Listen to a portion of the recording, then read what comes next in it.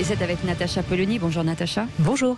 Natacha, il y avait eu plusieurs faits qui avaient interpellé les dernières lors de la cérémonie des Césars, on s'en souvient. Il y avait notamment, par exemple, l'actrice Aïssa Maïga qui avait interpellé la salle en se mettant à compter les personnes de couleur.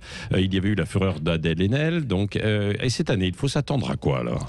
En fait, à la même chose en pire. Parce que c'est un phénomène qui est en train de gagner du terrain. C'est pour ça d'ailleurs que Marianne consacre une enquête à ça. Comment les obsédés de la race colonisent la culture.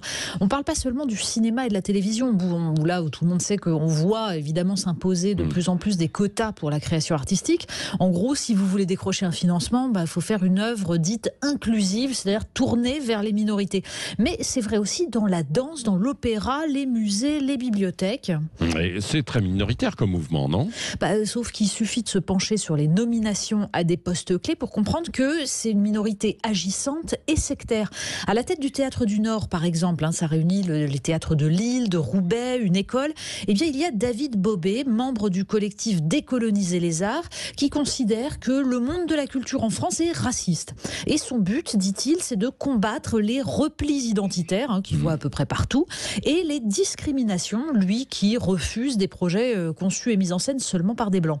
En fait, toute la création n'est plus vue qu'au prisme du supposé racisme des institutions culturelles et du devoir de déconstruire l'imaginaire colonial qui transparaîtrait dans les œuvres classiques. Bref, ça s'appelle un nettoyage en bonne et due forme. Oui, et est-ce que ça peut s'arrêter à un moment ?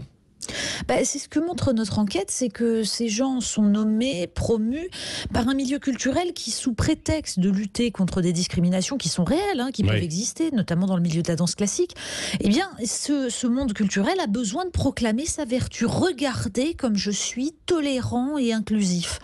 Sauf que tout ça aboutit à la pire des censures, à des spectacles annulés ou qui ne trouvent aucun financement, soit parce qu'ils sont accusés de racisme, soit parce qu'ils ont tout simplement le tort de ne pas être obsédés par l'identité et la race. L'art, le vrai, dans sa beauté irréductible au moralisme, eh bien finalement tout ce monde-là s'en moque. Merci.